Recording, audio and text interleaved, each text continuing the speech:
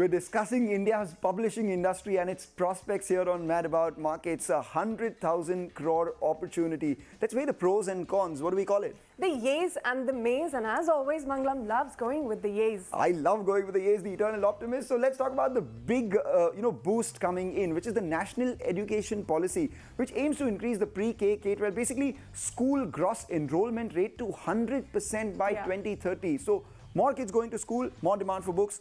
Yay for the industry. But could you imagine that almost a fourth of the industry is dealing with a huge issue, and that is piracy, because pirated books, they account for 20 to 25% of the total. Well, can't argue against piracy being a big may, but talking about not just the National Education Policy, we also have the Right to Education Act and a lot of other initiatives taken by both state, central governments and a lot of organizations to increase the demand for quality educational content and thus publishing. You spoke about education, right? But in the last few years, the hybrid education model has emerged, which has reduced the demand for published books, and that's a negative for the industry. Reduced the demand just by a bit. But what's also happened in the last few years is that people are buying books to take pictures of those books and post it on Instagram, Bookstagram, Current Read. All those hashtags are making reading trendy again.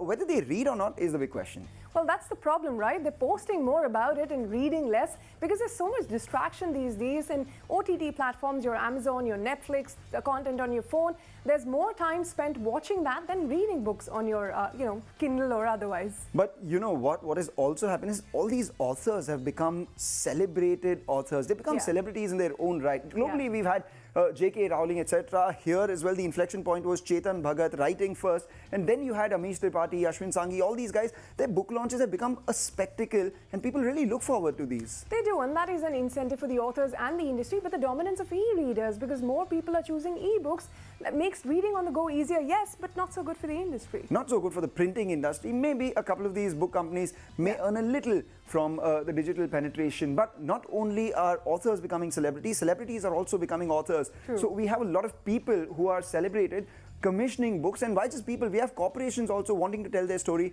to the world. So that's a yay for the industry. But these authors or celebrity authors or whatever you call them, they're also dealing with ineffective copyright protection issues, which is a huge negative that they have to deal with. They have to deal with that along with the complex book distribution system in India. But there are emerging multiple channels, because we do see people selling the books online. We see people selling it via various options that we just spoke about. But importantly, a lot of them are also self-publishing.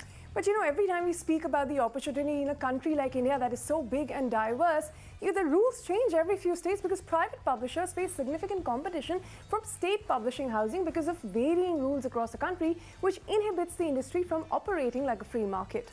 Yes, but what the free market also benefits from are economies of scale and the technological advances. Now people can print just on demand per book. So these have made printing industries or publishing industries a lot more efficient. I take your point, but another major issue across the distribution chain is the longer payment receivable cycle, especially for academic content, where in India it is 4 to 9 months of a cycle and far higher than the other countries. And of course, lastly, we do have the cost of paper that we spoke about at the beginning. 60% of the total cost of publishing is paper alone.